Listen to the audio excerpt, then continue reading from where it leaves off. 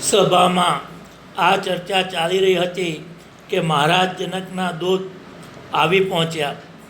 ગુરુ વશિષ્ઠે એમનું સ્વાગત કર્યું અને સમાચાર પૂછ્યા. દૂતોએ જણાવ્યું કે રાજા જનક શ્રી રામના દર્શન કરવાના માટે આવી રહ્યા છે.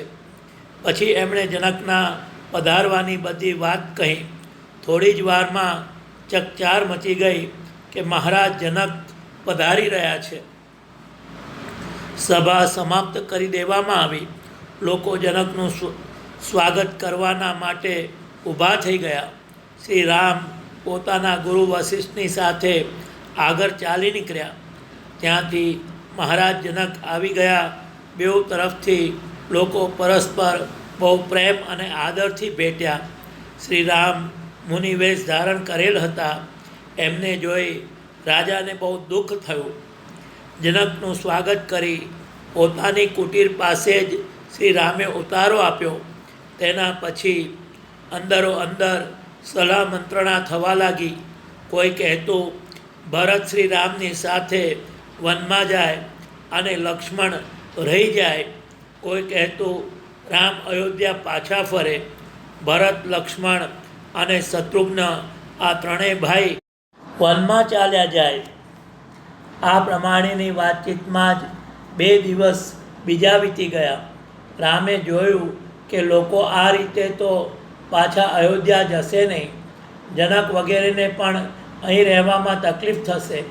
તે માટે કોઈ ઉપાય વિચારવો જ જોઈએ. આ વિચારીને રામ પોતાના ગુરુ વશિષ્ઠની પાસે ગયા અને હાથ જોડીને વિનંતી ભર્યા સ્વરમાં બોલ્યા, ગુરુદેવ, અહીં લોકોને તકલીફ ઉઠાવતા કેટલાય દિવસ વીતી ગયા. તે માટે કંઈ વ્યવસ્થા કરો તો ઠીક રહેશે.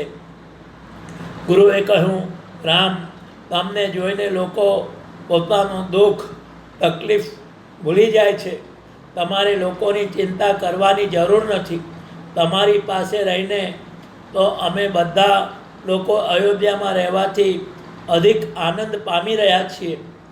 શ્રી રામના આગ્રહ અને ગુરુ વશિષ્ઠના બોલવાથી રામની કુટીરની સામે બીજા દિવસે સવારમાં ફરી સભા થઈ.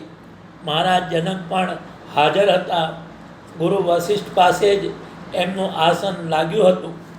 લોકોએ જાત જાતના પ્રસ્તાવ રજૂ કર્યા. છેવટમાં સર્વ કોઈ ફરી શ્રી રામની પર છોડી દેવામાં આવ્યું. જનક બોલ્યા, આ સમયે ઘરમાં સૌથી મોટા રામ છે. તે માટે એમના પર જ બધી વાત છોડી દો. ભરત તો પોતાના સ્વાર્થની વાત કહેશે. તે ક્યારેય ન કહેશે કે રામ વનમાં જાય. પરંતુ ભરત પર રાજ્યનો આટલો મોટો બોજો નાખવો પણ યોગ્ય નહીં કહેવાય. રામની જે સલાહ હોય તે જ ભરત વગેરે બધાને માનવી જોઈએ. રાજા જનકની વાત સૌને ગમી ગઈ. બધા લોકોએ પણ આ જ સલાહ આપી કે રામચંદ્રજી જે કહે તે જ થાય. શ્રી રામે કહ્યું, મને તો પિતાજીની આજ્ઞાનું પાલન કરવું જ સાચો ધર્મ જણાય છે. ભરતના પ્રેમમાં એટલો બંધાયો છું કે આ જે કહેશે તે જ થશે. પરંતુ સત્ય ધર્મની દૃષ્ટિથી મારી આ જ સલાહ છે કે જેવું પિતાજી કહી ગયા છે એમ જ કરવામાં આવે.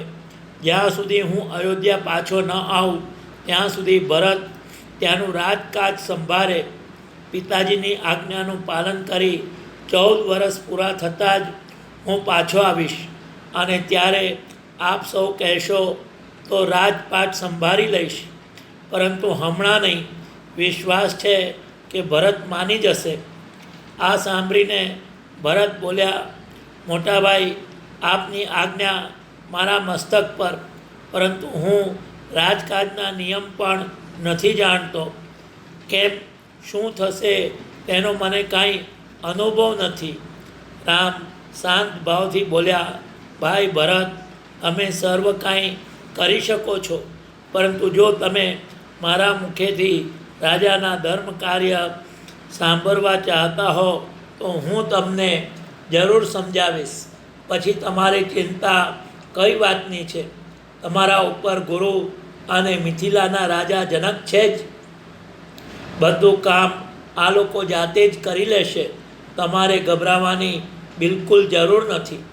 રામનો આવો અણમોલ ઉપદેશ સાંભળીને બધા લોકો બહુ રાજી થયા અને એમની પ્રશંસા કરવા લાગ્યા.